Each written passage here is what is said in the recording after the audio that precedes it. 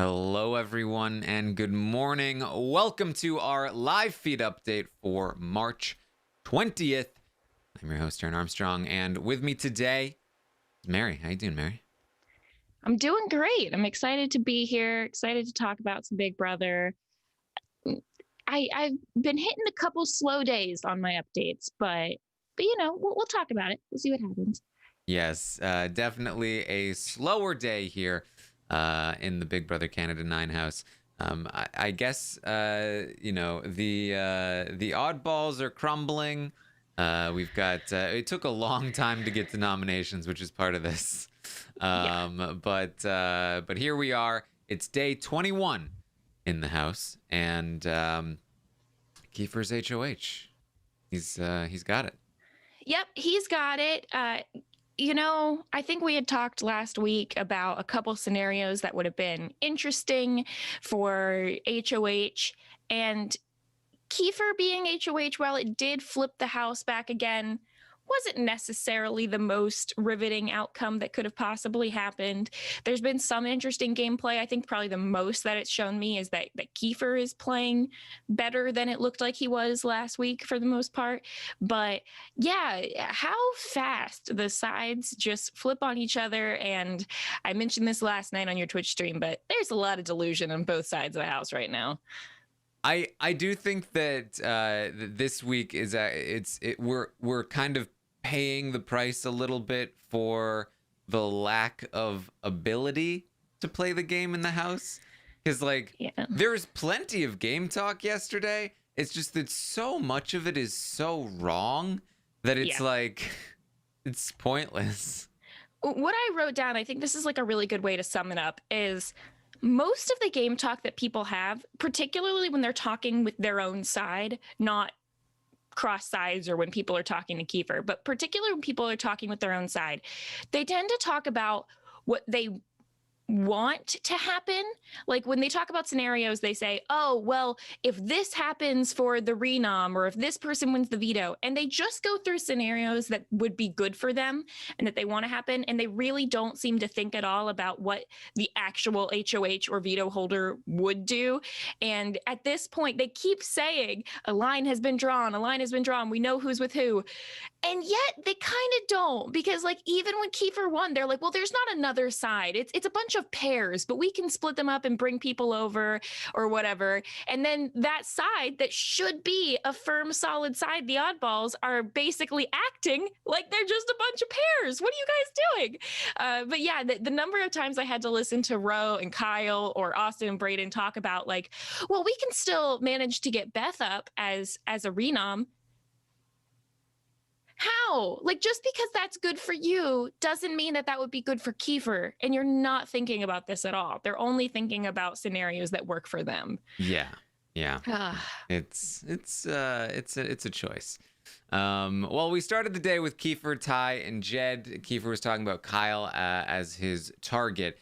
He is going to pretend, though, that Ro is his target. He's going to let people believe that Ro is his target, and that way, Ty and Jed can kind of get in with Ro and kind of be like, Ro, we know you're the target, but we would like to save you this week. And then when he stays, great, like they are the ones that were in with Ro. And they ask him if they could use the veto potentially, and he was like, well, no, I would prefer the veto not used, actually, so I'm not nominating 3 people on my HOH. That would be nice. And then they talk about how it's like they're the pretty boys, and Kiefer's the mark, but he's actually winning all the comps, so he's looking like he's Dane. Yeah. Now, I think there's a couple interesting points here, and you mentioned some of them with Puya yesterday, but first off, this is an exact repeat of what happened last week, of the HOH saying, I'm going to put these 2 people up and tell the side that's going home the opposite of what I actually want my target to be, in the hopes that when the person stays, we could potentially pull certain people over to our side. Now, what I would like to ask Kiefer about that is, Kiefer, they told you that you were not really the target and that you were going to stay. How's that working for you? Are you, did that make you want to work with the people who kept you here?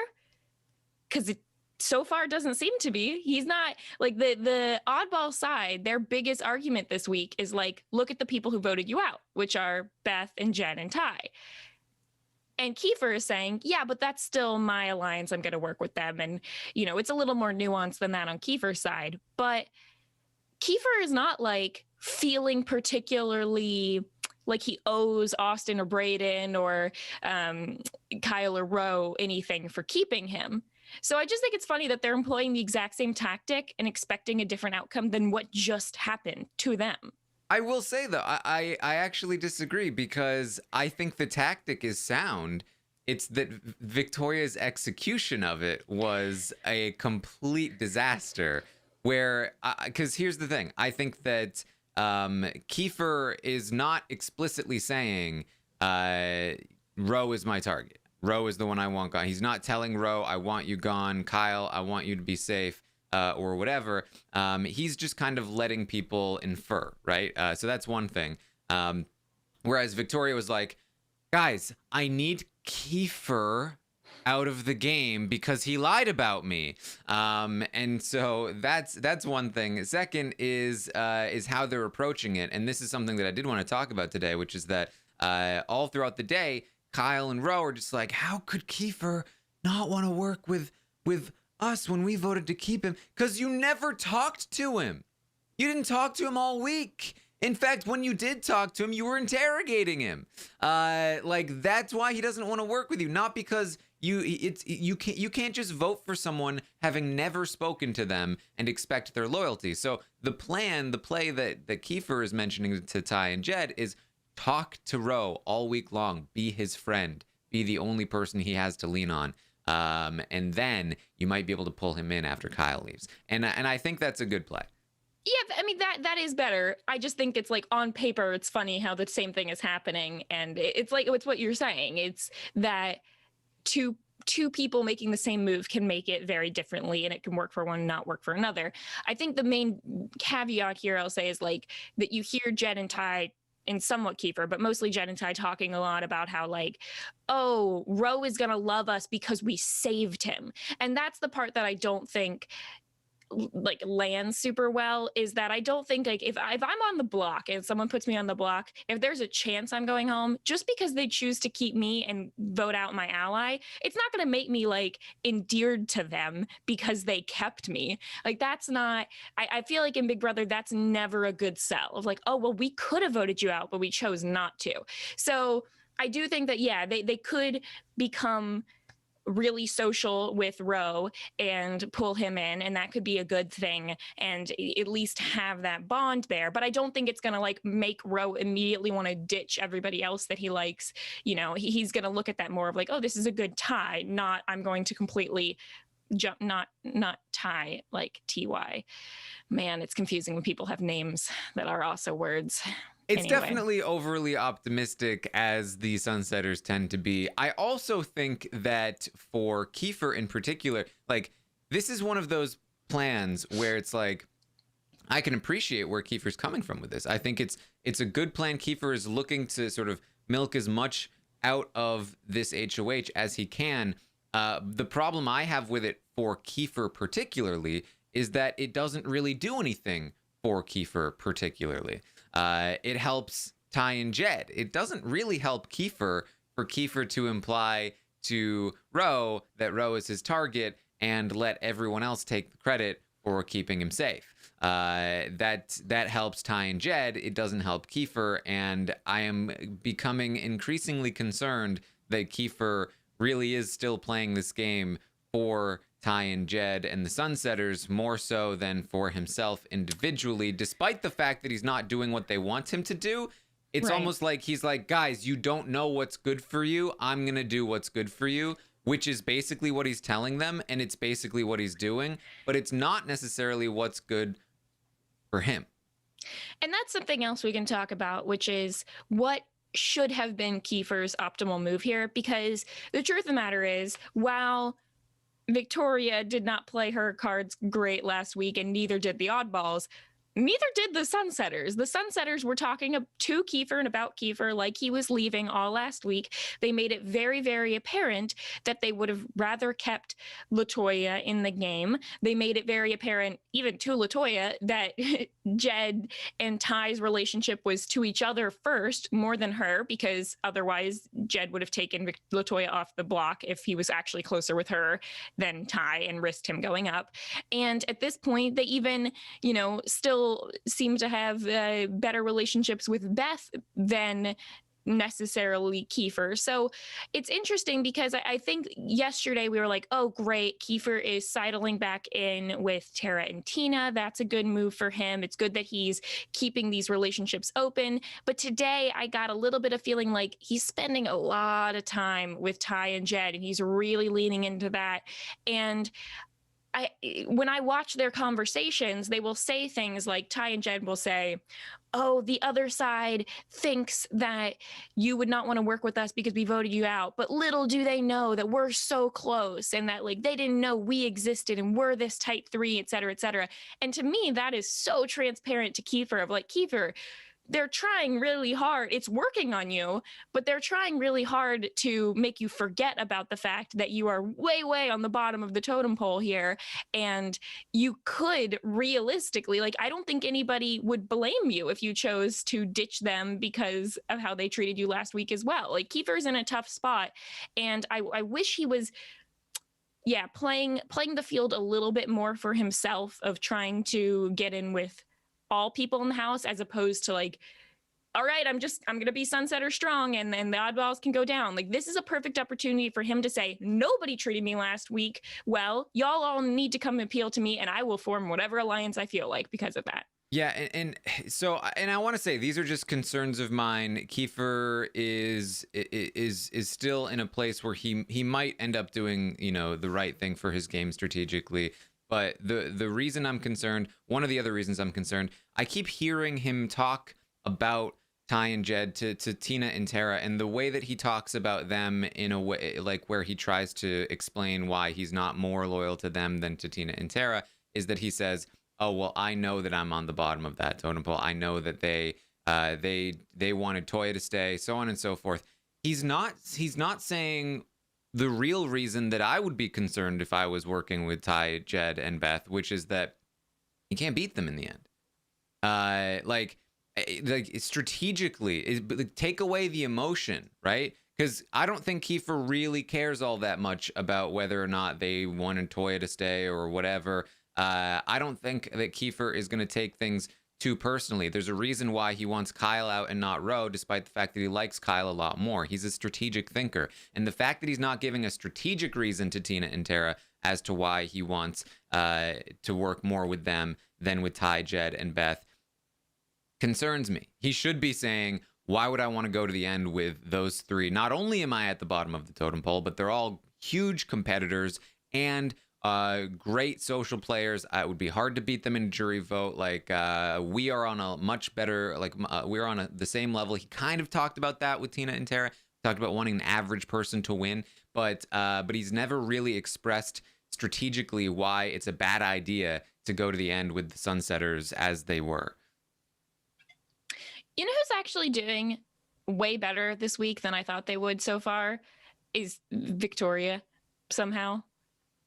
Like, somehow Victoria has not immediately become the target. Well, she is the target. She's the target for almost everyone in the house except for Kiefer. She got very lucky with this HOH win. She got lucky with Kiefer, but she's actually like talking to people. And I mean, I think I just think it's funny that while I'm sure like Jed and Ty don't actually want to work with her or anything, at least she's like calmed down a little and is trying. I mean, Austin and Brayden did exactly what you thought, which is that they're like, Victoria who?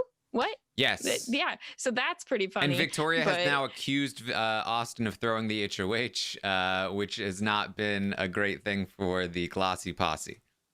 No. Yeah. But I just think it's funny that like I was expecting her to just be like in, constantly in everyone's mouths. But you're right. It's interesting that, I mean, for Kiefer, he doesn't really have any huge reason to put her up except for the fact that she put him up, but she put him up as a pawn.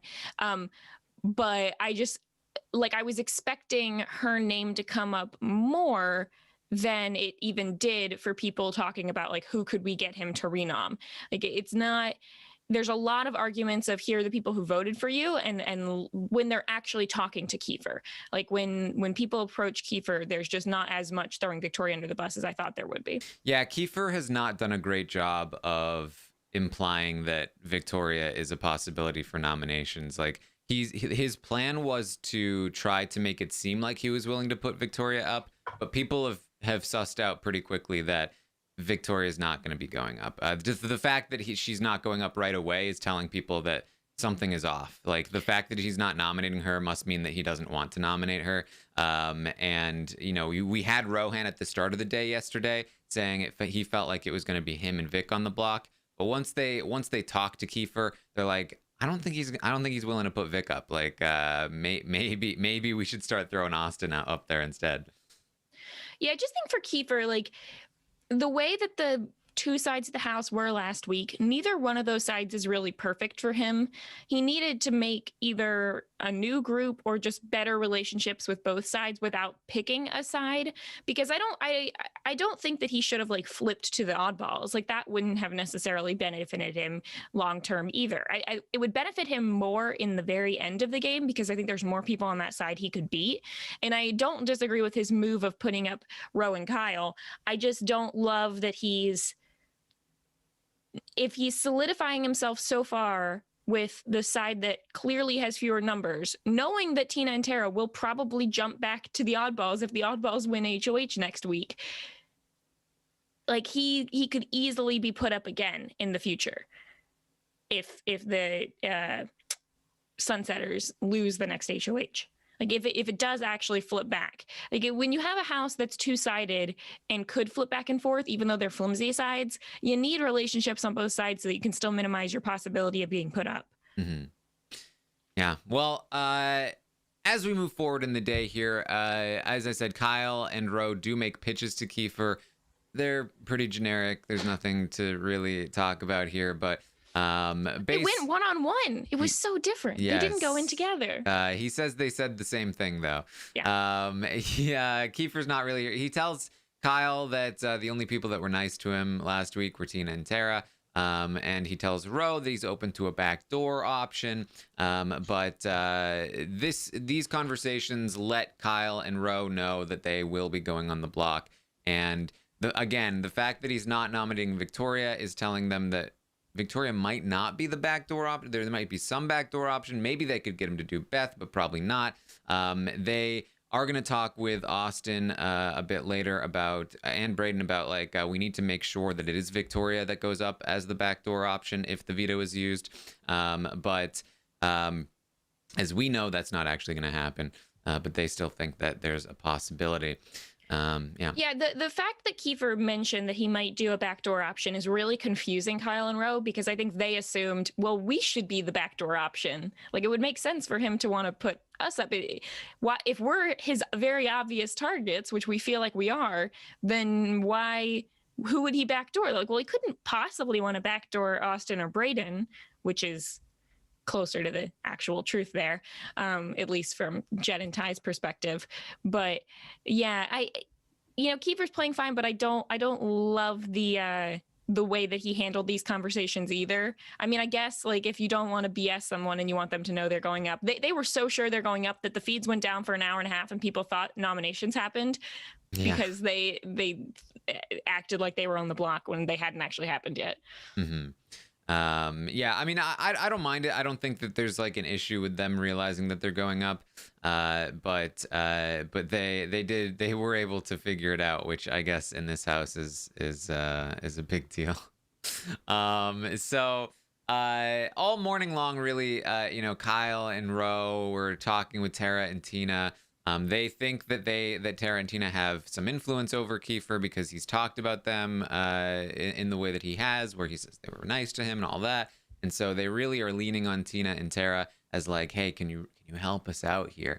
And of course, Tina and Tara are like, yeah. Well, I mean, we'll try. We'll do what we can. And just kind of, it's sad. It's sad to watch. They're like, can you just say that that like Kyle and Ro are like the most genuine people in the house. I'm like, well, this sounds familiar. And so it's not really gonna go anywhere. But they are hoping that maybe they can get Austin on the block. Maybe they're Austin, Vic, one of these people. All right, we got to get somebody on the block other than us. Yeah, Tina and Tara, who it's pretty clear know more than Kyle and Ro do a pretty good job of not telling them anything that they already know. Well, I was trying to think of, if the goal here is for Kiefer to get Kyle out over Ro, if the noms stay the same, I'm trying to think if that's even how the votes would go. Because I feel like, at least based on last week, a lot of the oddball sides like Kyle better. Yes. I mean, it's basically, I don't see a strong reason, even though Tara and Tina like Kyle a little bit more. I don't think that they would break from Kiefer's wishes to vote Ro out over Kyle. And then theoretically, Kiefer should also have Ty, Jed, and Beth to vote Kyle out. Now, whether he actually does is another question, unfortunately, because they tend to not know what's good for them, as discussed. He should also have Victoria, as he's saving her life this week in many ways. But you also never really know with Victoria, and we know that she is a huge fan of Kyle. And not as huge a fan of Ro. So if she was doing what she wanted, she would probably also not want Kyle to go. So it is possible that Kiefer could go and try to get Kyle out, but it really, I think, depends on what the Sunsetters do. Ty, Jed, and Beth. If they decide that they want Ro out, then I think Ro might go. Yeah, I guess we'll find out. It's just not worth making an enemy of Kiefer, or like betraying Kiefer in that way, to be like, no, we're not going to go with your target. Now they could try and talk Kiefer into letting them do what they want, but Kiefer's been pretty insistent so far.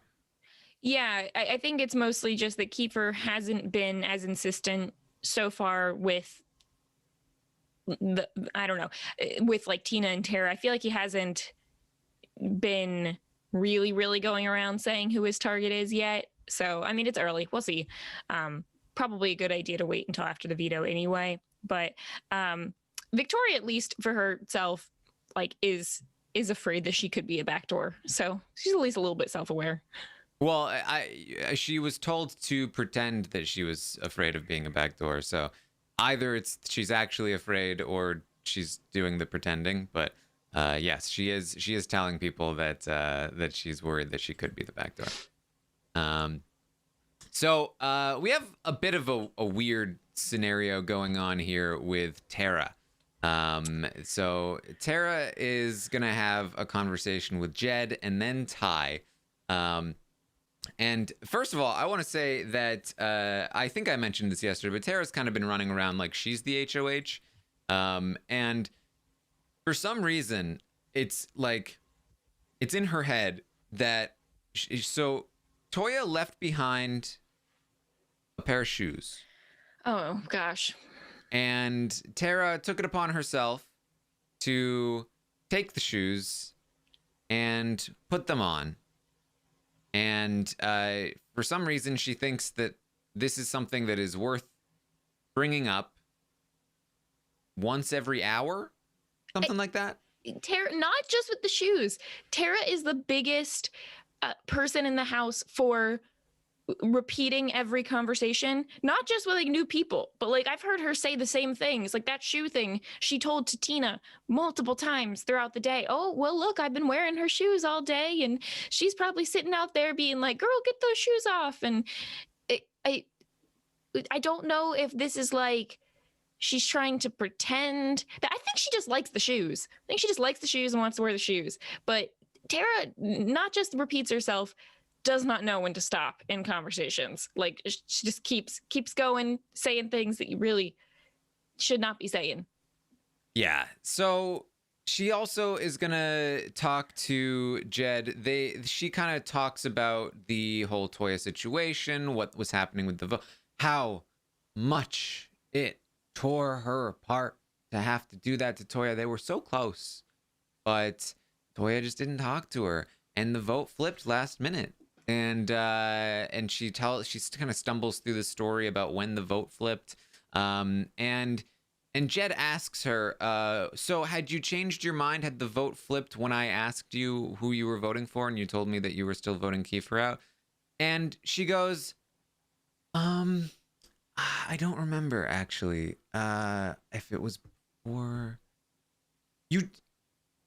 You were asked by Jed who you were voting out. You said Kiefer. You don't remember. You don't remember if you had changed your mind at that point yet. Okay. Well, I do know that I hadn't been wearing Toya's shoes at that point, so... Yeah, because she hadn't been voted out yet. What even...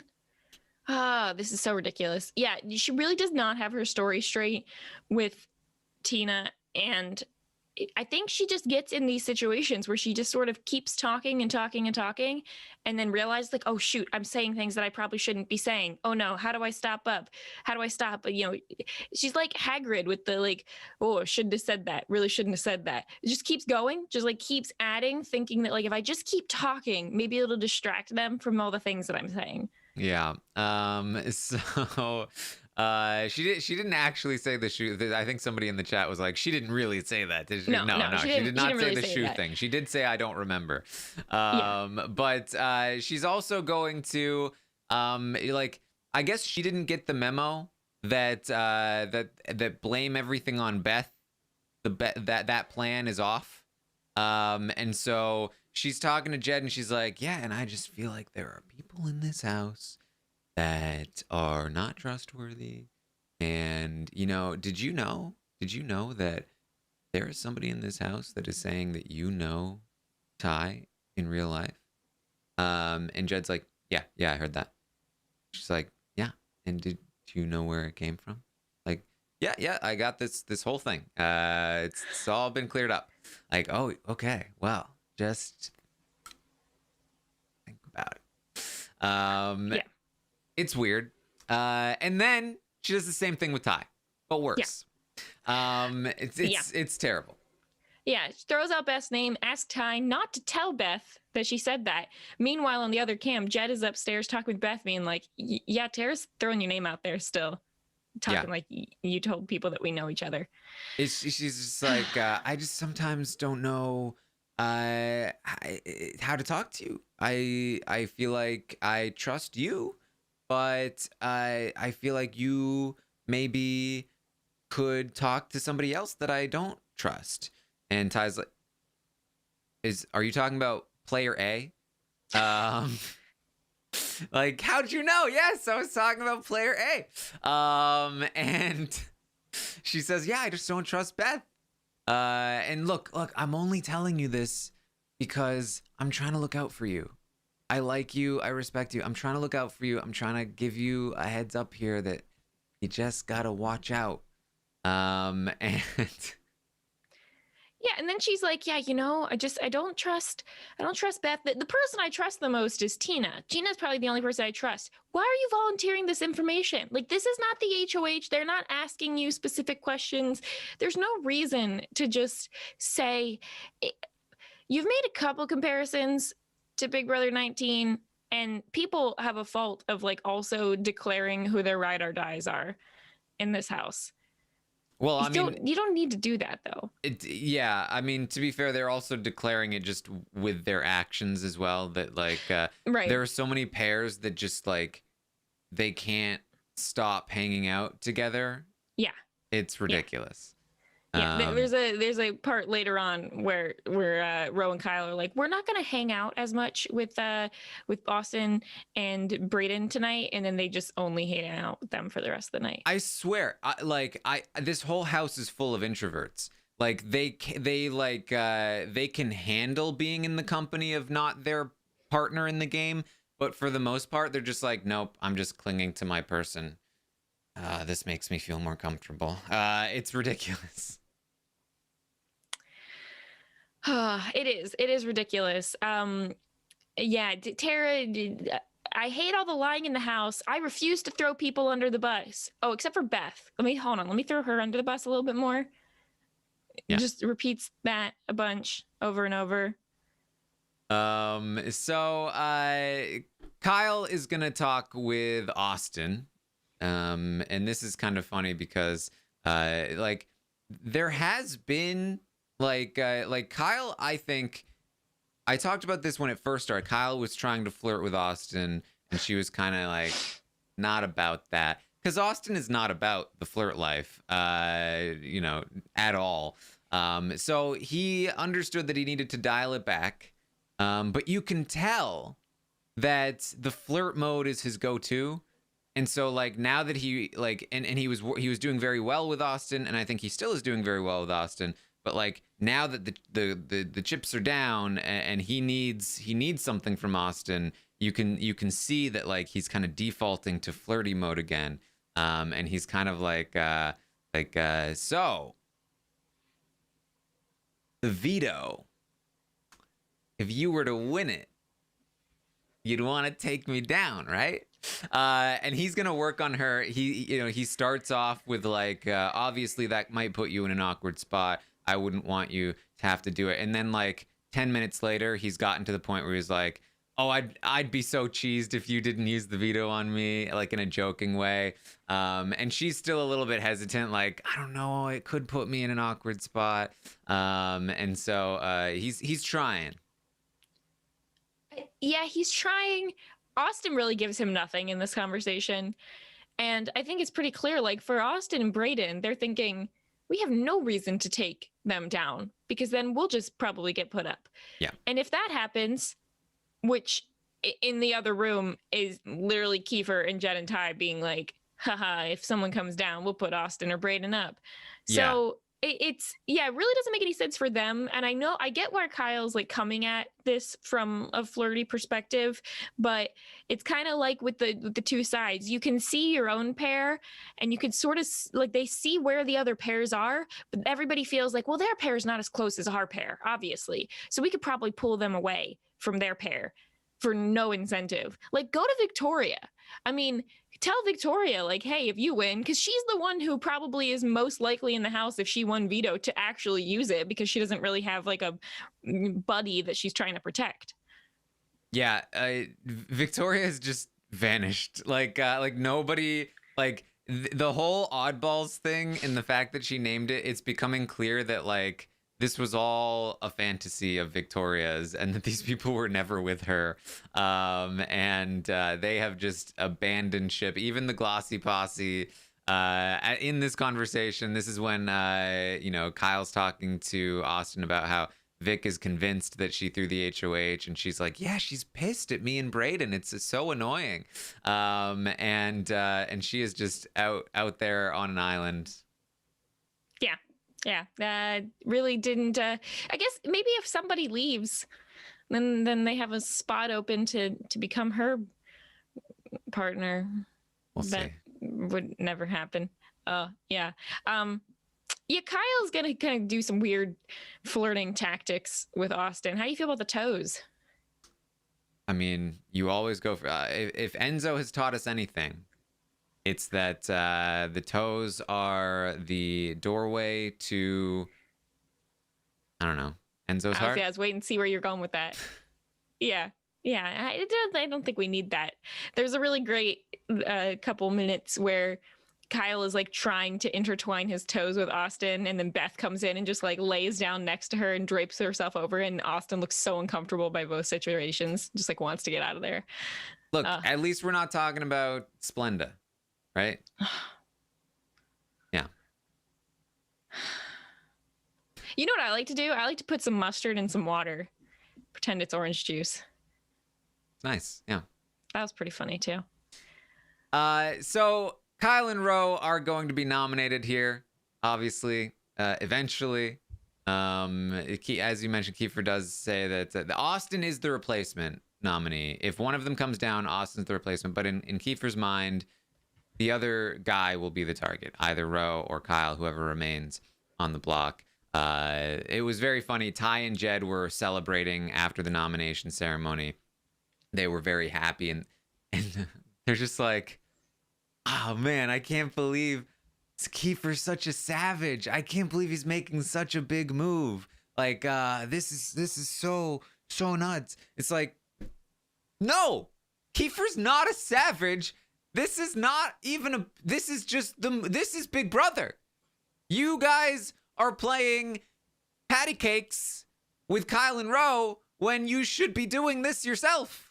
It's like anyone in Faute talking about how they were like the best players of all time, which got brought up a couple times. Like, oh, Fessy, this is like a top 10 move. You're doing so well. Look at you getting Scotty out. No one would ever. Yeah, Kiefer is really, he's like, I'm going full villain. Oh, I remember I was so soft last week, but I'm being such a savage this week. I don't even care. I don't even feel bad that I'm putting the other side up. Yeah, you shouldn't. I mean, like, if you're actually in on a side, this is what you do in Big Brother. You put the other side up. It's not supposed to be big happy house where everybody's nice. And what about what you're doing makes you feel like you're not even being particularly brutal about it. You're not even like, yeah, you guys are up and screw you. No, he's like still being pretty like calm and collected to Roe and Kyle, who he did even have a big blow up with last week in the pantry. And so he has like every reason, even emotionally, to want to put them up. So it's just one of my biggest pet peeves in Big Brother is people talking about how great of players they are, like in the grand scheme of Big Brother, when it's very clear they have never watched the grand scheme of Big Brother and wouldn't even know like what a good player is. Like, what season have they watched where this makes them feel like they are playing so savage and so amazing? I don't know. Exactly. Curious. Yeah. There's just there's nothing there. And it's just it's very silly. It's very just like, what really, guys? And the thing too is that they feel like oh, like we couldn't do this move ourselves, right? Like, it's a good thing Kiefer is doing this, and it is a good thing that it's better for them that Kiefer's doing it than them doing it, sure. But here's the problem. This morning they were talking again about maybe we could save both of them and get Austin out. Maybe if you save them, then now you have to do this, and we know that you aren't capable of it. What do you mean, save them? Why? They so clearly want to work with Kyle and Roe, but also they don't want to work with Kyle and Roe, but they clearly want to work with Kyle and Roe. And it's just like, this is the worst will they, won't they plot I've ever seen in Big Brother. I think they just are talking too much about the pretty boys.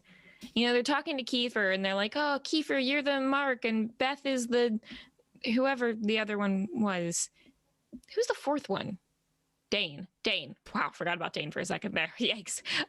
But, you know, they're talking about that and they're like, yeah, but you know what would be even more like the pretty boys? If we actually had Kyle and Roe. And it was actually for we got rid of Kiefer and replaced him with Kyle and Roe.